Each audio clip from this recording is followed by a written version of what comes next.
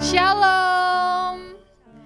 Sama-sama kita mau mengucap syukur kepada Tuhan, sebab Tuhan adalah Tuhan yang baik, Tuhan yang setia dalam hidup kita.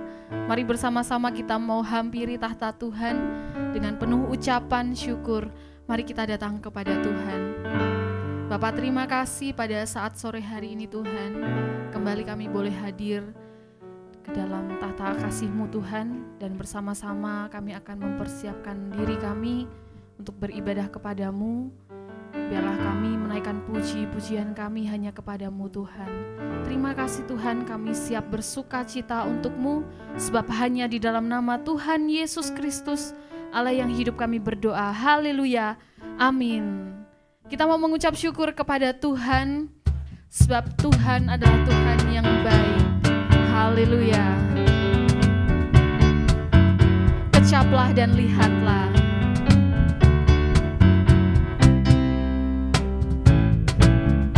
Kecaplah dan lihatlah betapa baiknya Tuhan itu.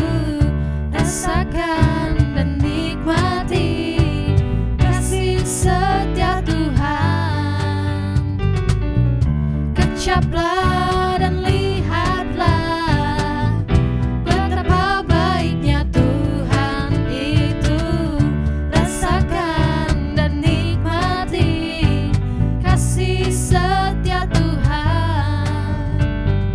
Kasih setia Tuhan. Syukur bagimu Tuhan. Segala hormat bagimu Tuhan. Allah yang mengasihiku, Allah yang memeliharaku selamanya.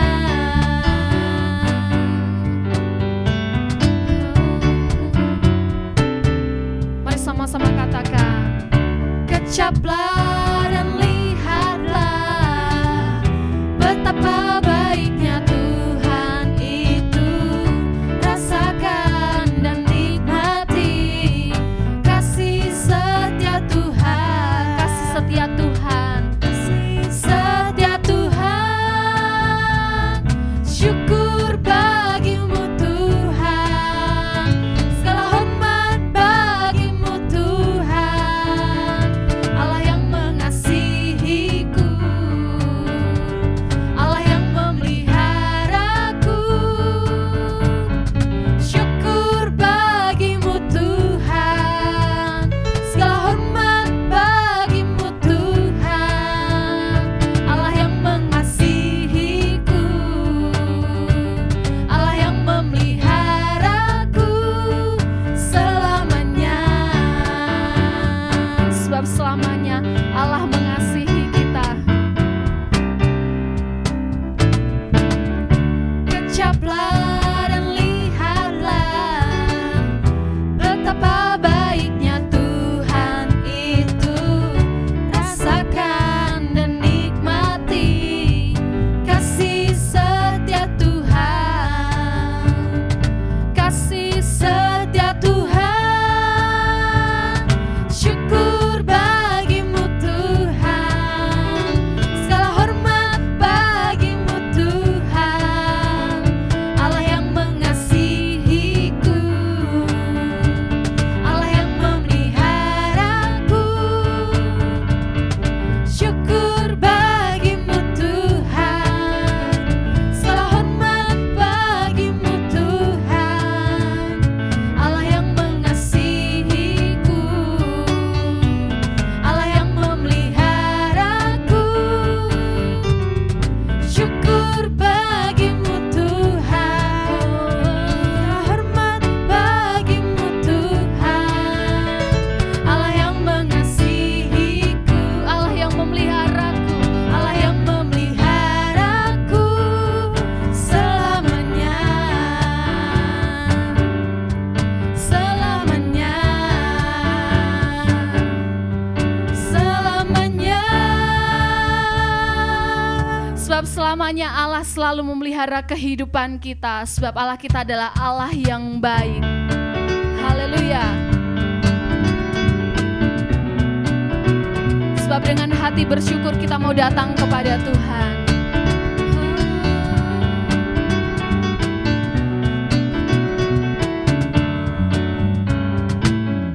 Dengan hati bersyukur masuk di hadirat-Mu, membawa pujian bagi-Mu, Yesusku. Ku mengangkat wajah-Mu, bersuka di depan-Mu, sambil menceritakan kasih-Mu. Ku mengangkat tanganku, bersorak-sorai bagi kebaikan-Mu. Engkau baik, sangat baik, kasih setiamu tak pernah berubah. Engkau baik, sangat baik, kasih setiamu tak pernah berubah.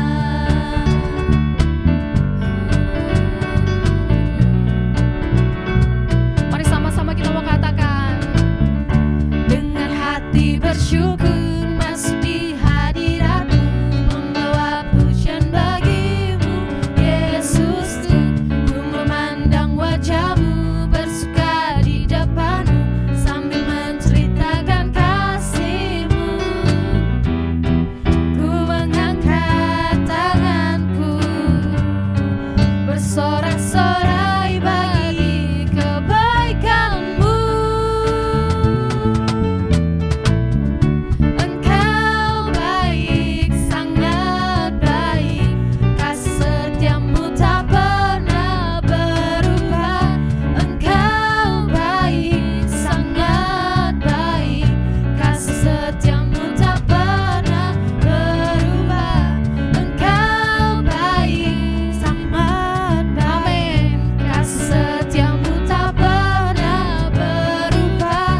Engkau baik, sangat baik, kasih setiamu tak pernah berubah.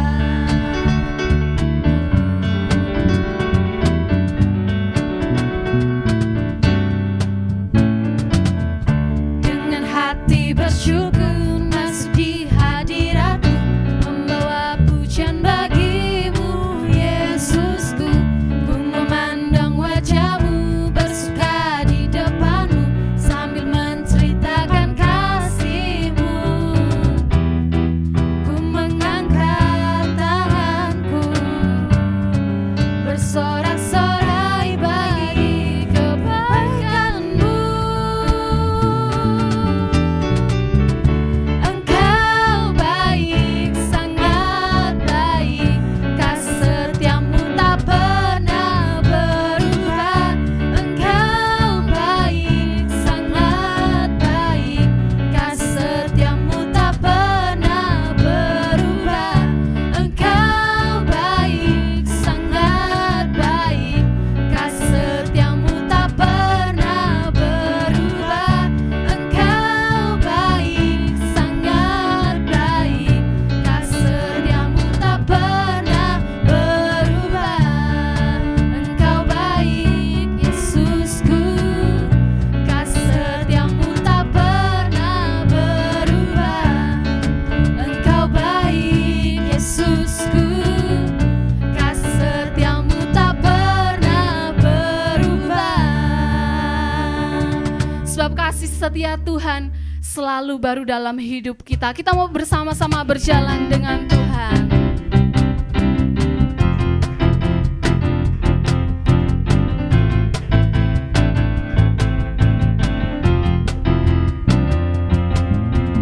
Tak pernah ku ragu akan kesetiaan-Mu, Kau pegang hidupku.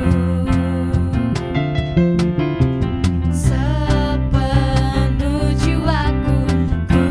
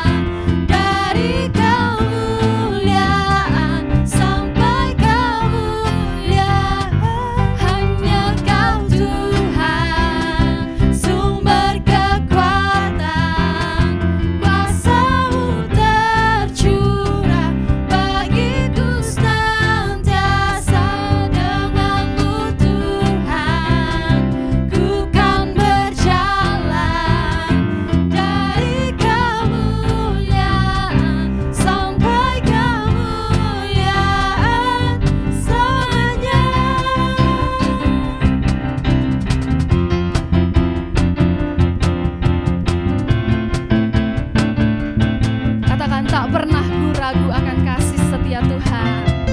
Tak pernah ku ragu akan kesetiaan-Mu. Kau pegang hidupku sepenuh jiwaku. Ku yakin dan percaya Kau tuntun langkahku. Yesus, Kaulah Raja dalam hidupku, berkuasa percaya untuk selamanya. Hanya Kau Tuhan, sumber kekuatan, kuasa-Mu tercurah bagiku senantiasa. Dengan-Mu Tuhan, ku kan berjalan dari kemuliaan sampai kemuliaan. Hanya Kau Tuhan, sumber kekuatan, kuasa-Mu tercurah bagiku senantiasa. Dengan-Mu Tuhan, ku kan berjalan dari kemuliaan sampai kemuliaan selamanya. Selamanya.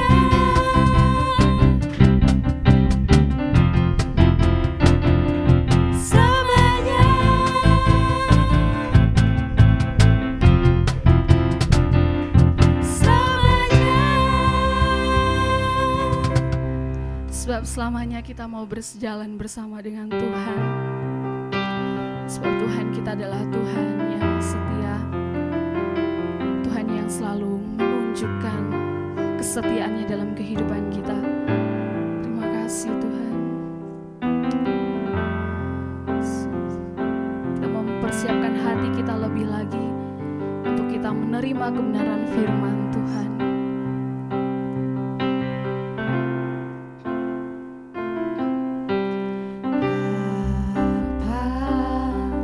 Kau setia, Bapa, Kau mulia. Tenanglah jiwaku, aman bersama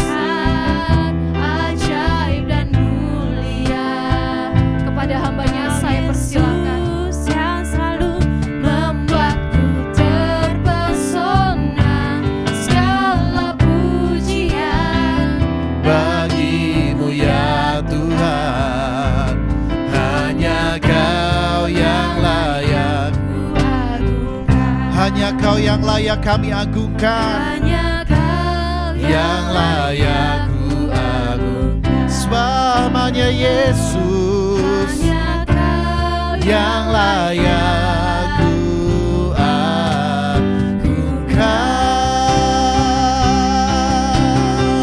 Sebab hanya Engkau yang layak kami tinggikan. Sebab hanya Engkau yang layak kami sembah dan kami muliakan Tuhan. Sungguh kami mau hanya memuliakan nama-Mu lewat kehidupan kami. Kami mau menjadi saksi-saksi-Mu yang terus memuliakan Engkau Tuhan. Melalui kehidupan kami ya Bapa, kami mau jadi berkat bagi banyak orang supaya nama Yesus semakin dimuliakan. Haleluya. Jesus, sungguh Engkau yang kami muliakan, hanya Engkau yang kami agungkan. Haleluya, haleluya. Jesus, Yesus, Yesus Tuhan, Yesus Tuhan. Biarlah malam hari ini kami boleh mengalami jamahan-Mu, kami boleh merasakan kasih-Mu mengalir di dalam kehidupan kami, mengubahkan hidup kami semakin serupa dengan Engkau Tuhan. Kami buka hati kami saat ini supaya kuasa-Mu bekerja. Mari berfirman-Lah ya Bapa, mari berfirman-Lah kepada setiap kami. Haleluya. Jesus, Jesus.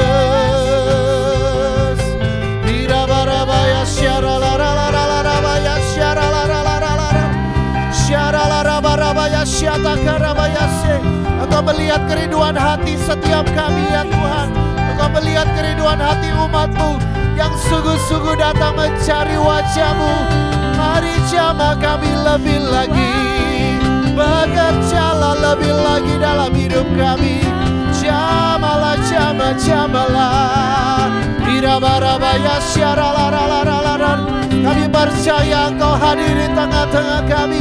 Engkau hadir di rumah-rumah kami. Engkau siap melawat setiap kami yang sungguh-sungguh merindukan Engkau. Oh rabaya syaralalararabaya se. Irabaralalarararabaya syatakarabaya. Haleluya, haleluya. Mari teruslah bekerja Tuhan, teruslah berkarya saat ini ya Bapa.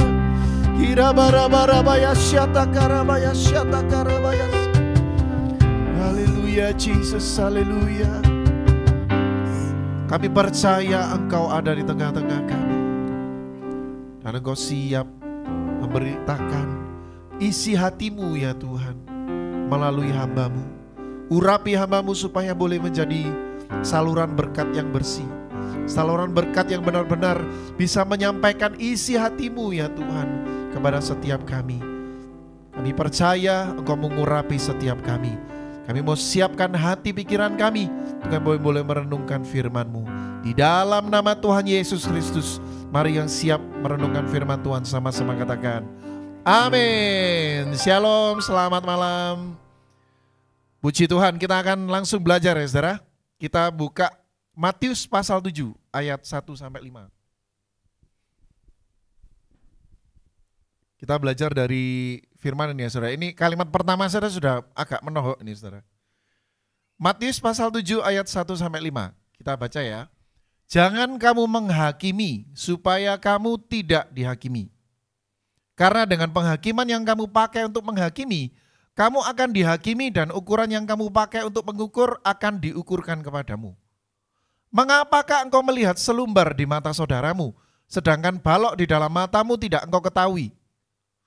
Bagaimanakah engkau dapat berkata kepada saudaramu, biarlah aku mengeluarkan selumbar itu dari matamu, padahal ada balok di dalam matamu?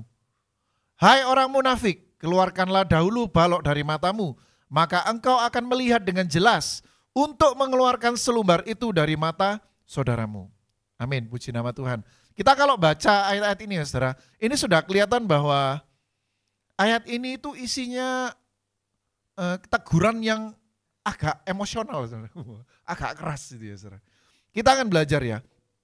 Kalau kita dengar kata menghakimi itu seringkali kita berpikir seperti ini, oh kalau gitu enggak boleh negur orang. Salah saudara. Jadi ayat ini tidak berbicara tentang kita enggak boleh negur orang, bukan. Justru Alkitab mengajarkan kepada kita sebagai orang percaya, kita mesti menegur saudara kita yang tersesat. Itu firman Tuhan ngomong seperti itu saudara. Jadi kalau ada teman kita yang tersesat, salah jalan, itu kewajiban kita justru menegur. Tapi beda saudara, antara menegur dengan menghakimi ini beda. Nah, saya akan secara spesifik ya membahas tentang menghakimi ini dari sudut pandang kehidupan sehari-hari. Kita seringkali merasa bahwa menghakimi ini, oh berarti kita menegur orang dengan keras di depan. Enggak selalu saudara. Kadangkala ya, bukan kadangkala sih, seringkali kita melakukan penghakiman kepada orang lain, tapi kita tidak sadar kita sedang melakukannya. Tahu saudara, caranya gimana? Bergosip. Saya akan spesifik bahas tentang gosip. Jadi ya, seringkali kita merasa bahwa gosip ya, ini adalah sesuatu yang wajar. Ada istilah untuk gosip ini, itu namanya, istilah bahasa Indonesianya itu gini, itu adalah kesalahan yang menyenangkan, gosip itu. Kesalahan yang menyenangkan. Kenapa kok disebut kesalahan yang menyenangkan? Itu karena orang melakukannya itu seperti mengecap sesuatu yang manis, dan dia ketagihan untuk terus melakukannya, tetapi dia tidak mau mengakui dengan jelas bahwa itu adalah satu kesalahan. Itu kesalahan yang menyenangkan itu. Nah, gosip ini adalah salah satu praktek menghakimi orang lain. Kita akan bahas ya. Saya ingin kita membaca ya, Bilangan pasal 12, ayat 1 sampai 5 dulu lah. Jangan semua ini. Ini kisah tentang Miriam dan Harun ya. Saya akan baca ayat-ayat yang awal ya. Miriam serta Harun mengatai Musa berkenaan dengan perempuan Kus yang diambilnya. Sebab memang ia telah mengambil seorang perempuan Kus. Ayat 2, kata mereka, sungguhkah Tuhan berfirman dengan perantaraan Musa saja? Bukankah dengan perantaraan kita juga ia berfirman? Dan kedengaranlah hal itu kepada Tuhan. Stop sini dulu. Kita belajar sesuatu ya dari sini ya. Miriam dan Harun ini adalah, kalau dibilang itu asistennya Musa gitu ya. Jadi posisinya Miriam sama Harun ini sebetulnya masih di bawahnya Musa. Karena yang diangkat jadi pemimpinnya seluruh bangsa Israel oleh Tuhan, itu Musa.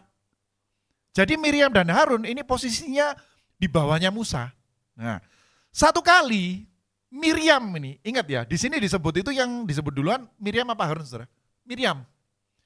Rupa-rupanya ya, ini Miriam yang duluan meletupkan informasi ini. Jadi istilahnya gini, kalau saya bahasakan dengan bahasa sekarang itu, mereka ini sedang bergosip. Musa ini ya, ngambil perempuan Kus. Tahu saudara, perempuan Kus ini ada dua penafsiran tentang perempuan Kus. Yang pertama, mereka mempermasalahkan perempuan Kus yang diambil Musa ini karena perempuan Kus ini berkulit hitam. Ada yang menafsirkan bahwa perempuan Kus ini orang Ethiopia, saudara. Jadi orang-orang berkulit hitam. Ternyata zaman dulu ada rasis juga ya. Rasis. Karena mereka orang kulit putih gitu kan. Bangsa Israel itu orang kulit putih. Nah, tapi ada penafsiran kedua selain masalah kulit ya saudara. Orang perempuan Kus ini adalah orang yang non-Israel. Jadi karena berasal dari luar bangsa Israel, maka Miriam ini menganggap bahwa ini tidak pantas untuk diambil sebagai istri oleh Musa. Nah, tetapi gini saudara, masalahnya mereka ini tidak langsung nyampaikan itu ke Musa. Mereka bicarakan Musa. Bayangkan saudara, jadi mereka bicarakan tentang pimpinannya itu kepada orang lain. Miriam ngomong sama Harun gitu ya, kan itu karena pasangannya gitu, ngomong sama si Harun. Masa cuma Musa saja yang jadi penyambung lidahnya Tuhan, kan kita juga gitu. Istilahnya gitu. Jadi mereka ini mulai muncul rasa kesombongan di dalam diri mereka. Karena mereka merasa bahwa Musa ini nggak istimewa. Nggak istimewa Musa ini. Wong kita juga, saya ini juga, ini kalau boleh diomong ya, Miriam ini ngomong, saya ini juga perantaraannya Tuhan untuk ngomong firman. Nggak cuma Musa. Nah, apa yang terjadi saudara? Apakah Tuhan itu membenarkan omongannya Miriam sama Harun? Kita baca ya ayat ketiga. Adapun Musa ialah seorang yang sangat lembut hatinya, lebih dari setiap manusia yang di atas muka bumi. Ini hanya menerangkan bahwa Musa ini mungkin sudah dengar desas-desus ini. Karena saya yakin Miriam sama Harun ini nggak ngomong cuma sama Miriam Harun doang. Mereka pasti sudah mulai ngomong sama para tetua-tetua di yang lainnya, itu sudah mulai ngomong. Kan biasa ya saudara, kan gosip itu seperti itu saudara. Menyebar dengan sangat cepat seperti api gitu ya. Ayat 4. Lalu berfirmanlah Tuhan dengan tiba-tiba kepada Musa, Harun dan Miriam. Perhatikan saudara, ini cara Tuhan menyelesaikan permasalahan ini. Keluarlah kamu bertiga ke kemah pertemuan. Perhatikan ya, itu yang dipanggil itu bukan Miriam sama Harun doang. Tapi termasuk Musa. Rupanya Tuhan ini bermaksud mengklarifikasi gitu, melakukan klarifikasi terhadap gosip yang disebarkan oleh Miriam sama Harun. Lanjut ayat berikutnya. Lalu turunlah Tuhan dalam tiang awan dan berdiri di pintu kemah itu. Lalu memanggil Harun dan Miriam, maka tampillah mereka keduanya. Lanjut. Lalu berfirmanlah ia, dengarlah firmanku ini. Jika di antara kamu ada seorang nabi, maka aku, Tuhan menyatakan diriku kepadanya dalam penglihatan. Aku berbicara dengan dia dalam mimpi. Lanjut. Bukan demikian hambaku Musa, seorang yang setia dalam segenap rumahku. Lanjut. Berhadap-hadapan aku berbicara dengan dia, terus terang bukan dengan teka-teki. Dan ia memandang rupa Tuhan. Mengapakah kamu tidak takut mengatai hambaku Musa? Ini ngeri ya pembelaan Tuhan ini. Tuhan itu menyatakan dengan terang-terangan saudara. Memang ada nabi-nabi yang menjadi perantaraan firman, gitu kan? Tuhan ngomong gitu. Memang ada. Tapi perantaraan firman-Nya kepada nabi-nabi, termasuk kepada Miriam dan Harun, itu melalui penglihatan-penglihatan, melalui mimpi-mimpi. Tapi lain kalau Musa. Gitu, Tuhan kan ngomong gitu. Lain kalau Musa. Musa ini dengan aku berhadapan-hadapan muka. Ini secara langsung ya menunjukkan bahwa status Musa di hadapan Tuhan itu istimewa. Dan itu dibela sama Tuhan kalau ada orang yang ngata-ngatain. Makanya saudara kalau jadi korban gosip ya, jangan takut saudara. Yang membela saudara itu bukan manusia, Tuhan. Ada catatannya tapi saudara, asal saudara sering berhadapan-hadapan dengan Tuhan. Harus begitu. Kalau tidak sering berhadapan-hadapan ya, saya tidak tahu. Saudara kira-kira sendirilah ya. Nah, seperti ini saudara. Jadi Tuhan itu mengklarifikasi loh dengan sengaja. Ini kalau saya terusin ya, ini ayat-ayat ini, itu sampai akhirnya Miriam ini dapat hukuman, yaitu kena sakit kusta ya, lepra gitu. Kulitnya jadi putih. Jadi putih. Dan diasingkan selama 7 hari gitu. Jadi gak cuma Tuhan ini mengklarifikasi dengan terang-terangan, membela dengan terang-terangan hambanya Musa ini yang dikata-katai saudara. Tetapi juga yang mengata-ngatai itu kena hukuman. Kena kutuk. Nah, sekarang kita akan bahas ya. Apakah ada hubungan antara gosip dengan menghakimi? Sangat ada saudara. Karena gosip adalah bagian dari menghakimi. Kita akan bahas ya satu persatu. Yang pertama ya. Dari ayat ini ya saudara. Saya akan langsung sampaikan listnya saja. Jadi ya, ada hubungan yang erat antara bergosip dengan menghakimi. Yang pertama ya, penghakiman tanpa dasar. Jadi orang yang bergosip, sebetulnya dia ini sedang menghakimi orang yang dia gosipkan, itu tanpa dasar yang kuat. Berapa banyak orang yang menyebarkan berita bohong ya. Misalkan ada orang misalnya, Pak Yamson itu dengar-dengar katanya suka ngambil uang, misal kayak gitu.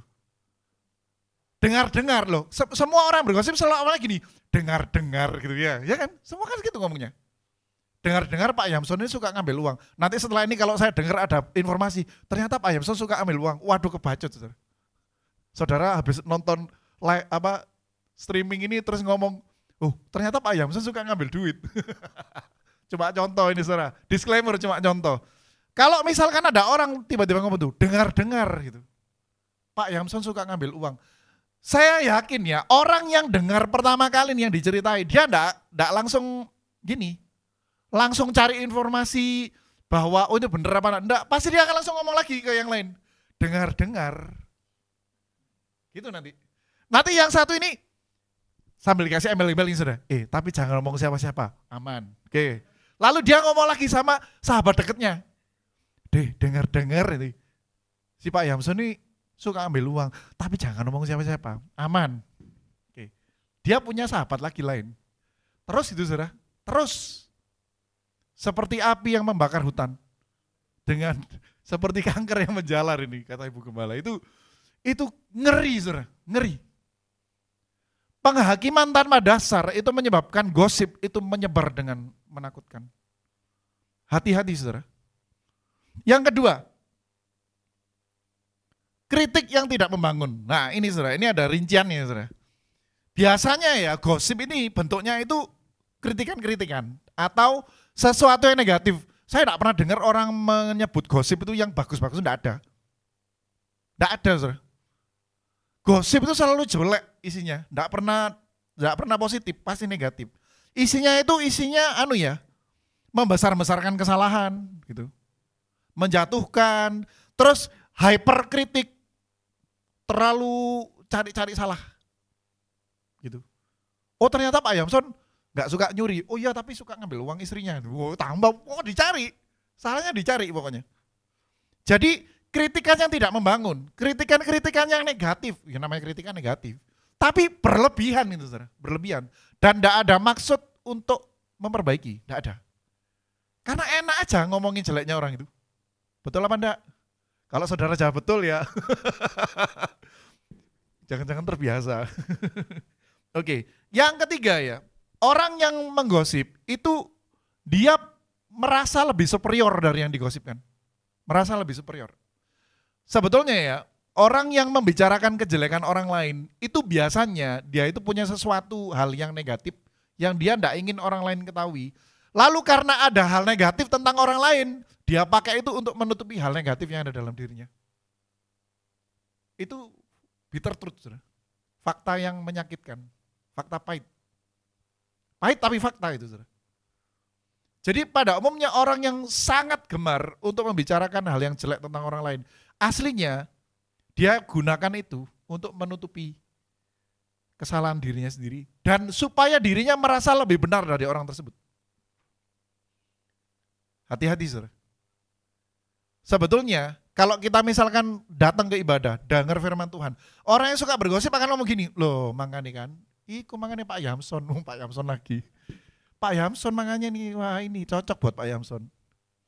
Seringkali kita itu selalu melihat firman Tuhan itu, oh ini cocok sama A, oh ini cocok sama B, cocok sama C. Alkitab tidak pernah ngajarin gitu, saudara. Kalau kita menangkap sesuatu rema dari firman Tuhan, rema itu mesti untuk diri sendiri, saudara. Harus. Tidak pernah ada diajarin di Alkitab rema itu untuk orang lain, tidak ada. Karena Tuhan selalu ngomong sesuatu yang penting kepada kita itu secara langsung. Rema firman yang kita dapat ya, teguran-teguran, itu berarti diniatkan untuk ngomong ke kita itu. Kalau kita merasa, wah ini teguran keras ini. Jangan langsung mikir gini, oh ini teguran keras untuk si A. Jangan. Kalau saudara merasa firman Tuhan yang disampaikan itu teguran keras, ya berarti itu teguran keras untuk diri saudara sendiri. Berarti. Seperti itu. Makanya begini saudara. Sikap superioritas ini kan sikap menghakimi, sikap merasa benar sendiri gitu. Dan ini adalah sikap yang berbahaya. Nah, masalahnya gini, zaman sekarang gosip itu menyebar jauh lebih cepat dari zaman dulu. Kalau dulu orang mau bergosip itu mesti kumpul-kumpul dulu. Kumpul-kumpul, biasanya ibu-ibu. Wah, jangan tersinggung saudara kalau saya selalu ngomong ibu-ibu. Karena firman Tuhan pun ngomong loh, para janda-janda muda itu di Timotius itu juga diomong bahwa mereka itu bermalas-malasan, lalu mencampuri urusan orang lain, tulisannya gitu saudara. Bukan saya loh yang nulis, itu di Alkitab gitu tulisannya. Nanti saudara lihat ya di Timotius itu, di kitab Timotius. Nah, akibatnya gosip ini seperti apa? Bahaya saudara. Saya mau cerita sesuatu yang unik ya saudara. Satu hari ada seorang wanita di sebuah desa. Dia menyadari bahwa dia ini telah terlibat dalam menyebarkan gosip tentang salah seorang tetangganya. Lalu dia merasa bersalah. Wah, bagus kan saudara merasa bersalah. Kemudian dia menemui seorang hamba Tuhan ya di situ, di desa tersebut. Pak Pendeta, saya ini sadar saya ini salah, telah nyebarkan gosip tentang tetangga saya di sebelah rumah. Gimana supaya saya ini bisa menebus kesalahan saya gitu. Lalu Pak Pendeta ini ngomong gini, ada satu hal yang bisa kamu lakukan. Kamu bawa bantal berbulu, lalu pergilah ke lantai 2 rumahmu. Kebetulan rumahnya bagus, lantai 2. Dan kemudian potong bantal itu. Lalu isinya keluarkan. Oke. Lalu akhirnya dia melakukan itu. Ya wes nurut aja gitu.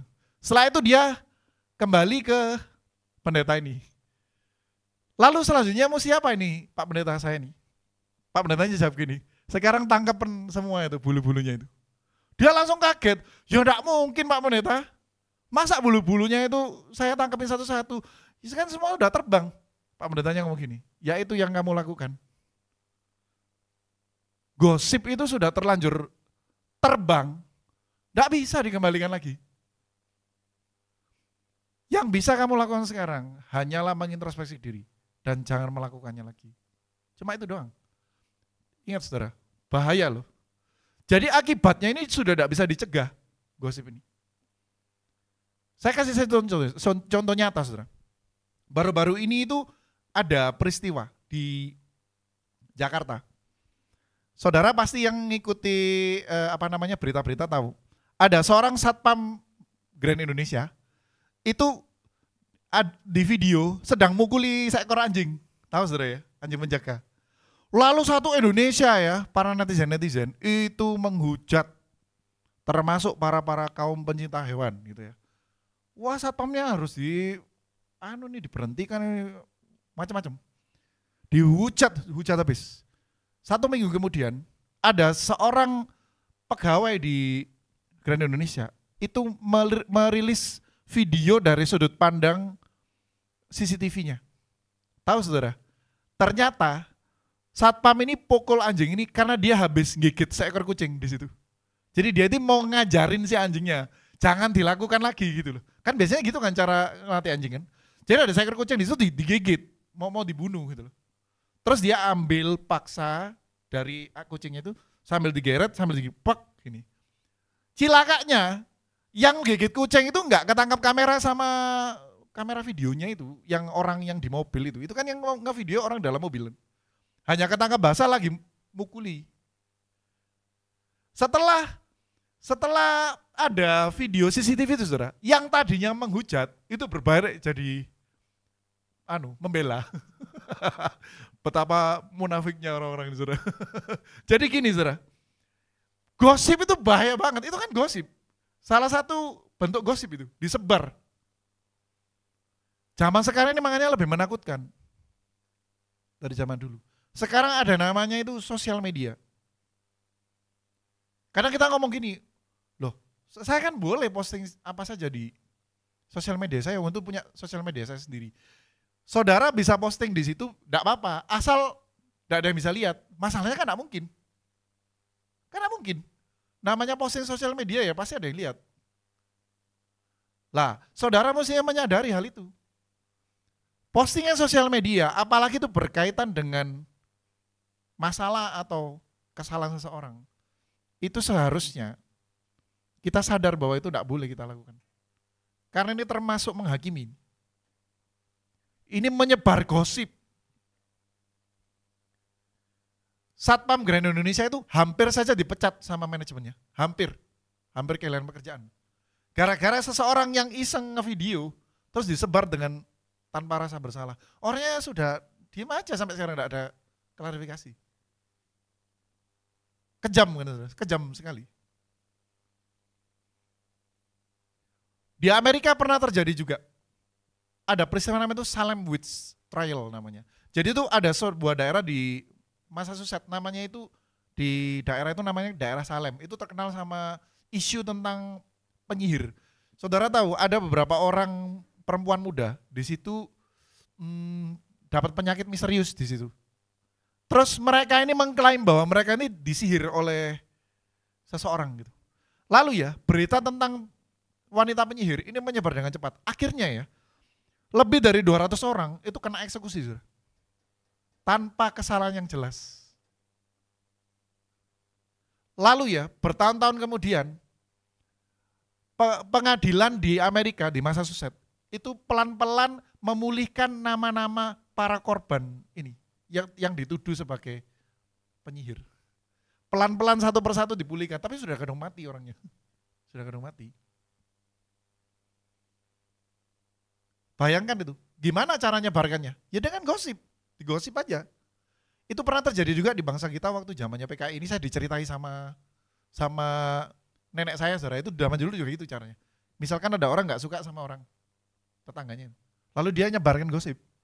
Dia itu anggotanya komunis loh. Langsung nyebar itu beritanya. Dan akhirnya orang itu kena eksekusi. Bahaya banget loh, saudara. Bahaya banget. Gosip itu menimbulkan stigma di masyarakat, menimbulkan cap. Stigma itu cap, saudara, cap. Dan saudara tahu, cap yang sudah terlanjur dilabelkan oleh kepada seseorang itu sulit untuk dihapus. Sulit. Kalau orang sudah dapat label, oh kamu ini seorang yang suka berbohong, ya dia akan kecap gitu terus. Terlepas dari dia memang beneran suka berbohong atau enggak. Dia dilabeli maling, ya sudah maling terus, sudah. Sulit orang untuk memulihkan diri. Makanya kita nih ya, mesti belajar. Jangan sampai ya, gara-gara kita iseng ya, membahas kesalahan orang, ngomongnya enggak cuma guyonan itu saudara itu bisa membuat sesuatu yang buruk kepada seorang, bisa menghancurkan karir dan hidup seseorang, saudara. Lalu bagaimana seharusnya? Supaya kita ini bisa mencegah, saudara, supaya kita ini tidak terjebak di dalam kebiasaan bergosip, saudara. Karena bergosip ini secara tidak sadar kita sering melakukannya. Enak gitu, karena rasanya ngomongin orang itu enak gitu ya. Yang pertama ya, kita mesti tahu ya, di dalam 1 Petrus 4 ayat 8, ini yang pertama yang mesti kita lakukan.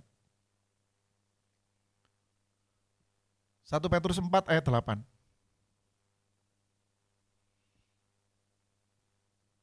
Ada ya?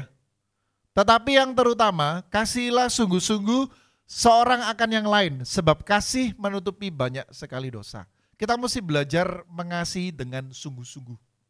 Mengasihi dengan sungguh-sungguh, itu berarti salah satunya caranya begini, saudara. Kalau saudara tahu ada si A buat salah atau buat dosa, saudara jangan nyebarin kesalahannya itu ke orang. Saudara yang perlu lakukan adalah, sekali lagi, Alkitab kan menyuruh kita untuk apa?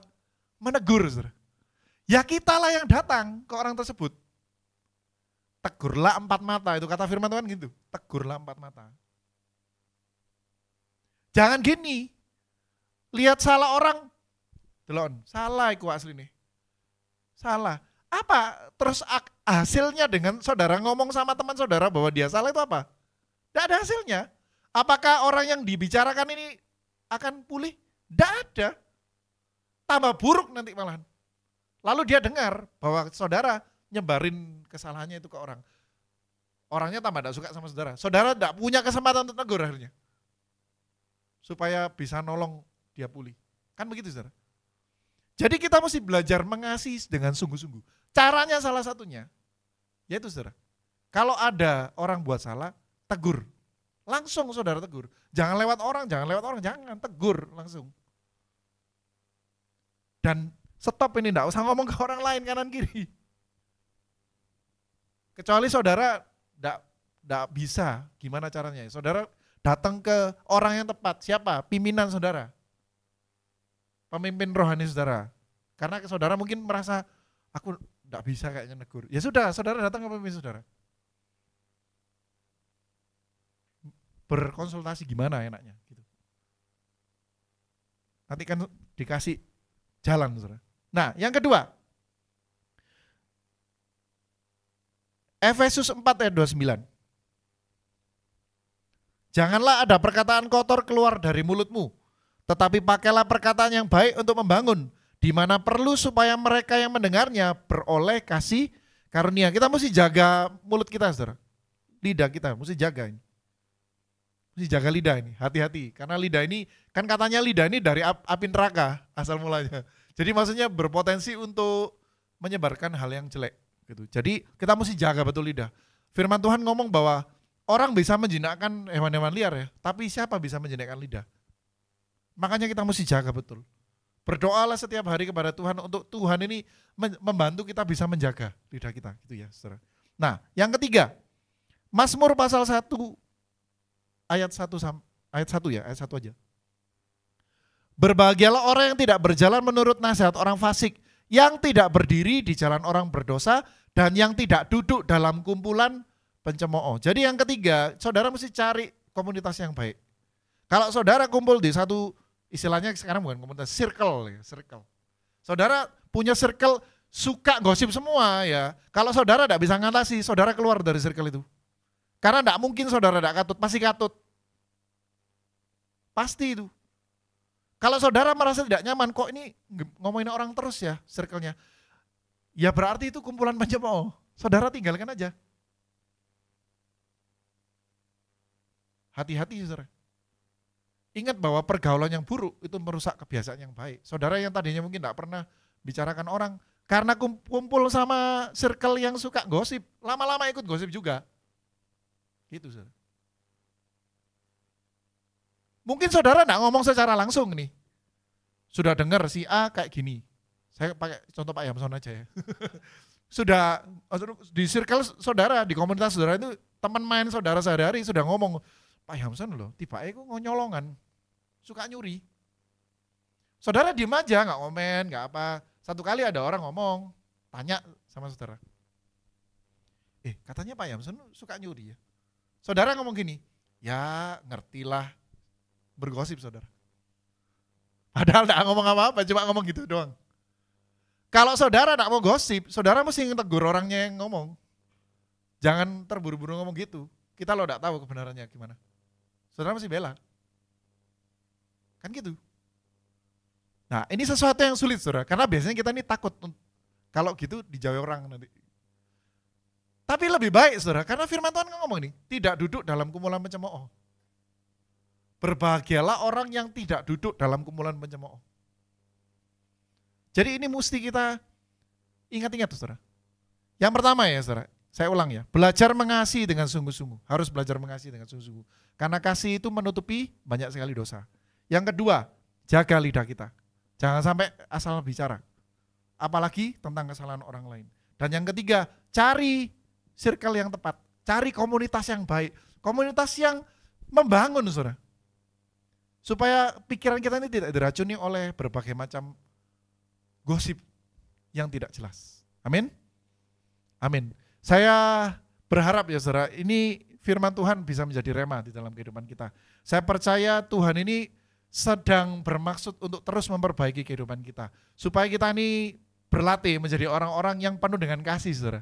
Dan kita bisa menolong banyak orang untuk dipulihkan. Kalau kita lihat ada orang yang jatuh dalam dosa, kita bertugas untuk membawa dia untuk kembali ke jalan yang benar.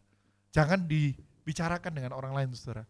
Kalau Tuhan menunjukkan jalan ya, misalkan ada orang datang ke saudara, cerita masalahnya, cerita kesalahannya, saudara jangan lantas bicarakan itu ke orang. Karena ingat, peristiwa itu menunjukkan bahwa saudara dipercaya oleh Tuhan untuk menolong orang tersebut, untuk dipulihkan saudara. Amin. Mari kita jadi orang-orang yang perkataannya baik, yang membangun, yang tidak suka bergosip. Dan percayalah saudara, kalau saudara melakukan semua ini ya, kehidupan saudara akan damai sejahtera, kehidupan saudara akan dipenuhi dengan berkat-berkat yang luar biasa. Dan saudara akan banyak menolong orang, punya kesempatan untuk menolong orang lain saudara. Amin. Mari kita datang kepada Tuhan. Saya minta angkat satu pujian ya. Ubahlah kami Bapa.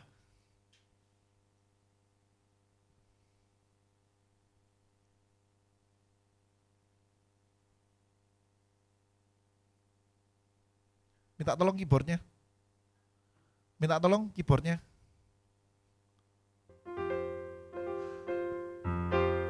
Naik satu. Ubahlah kami Bapa, bentuklah kami Bapa, jadikan kami sesuai dengan firman-Mu.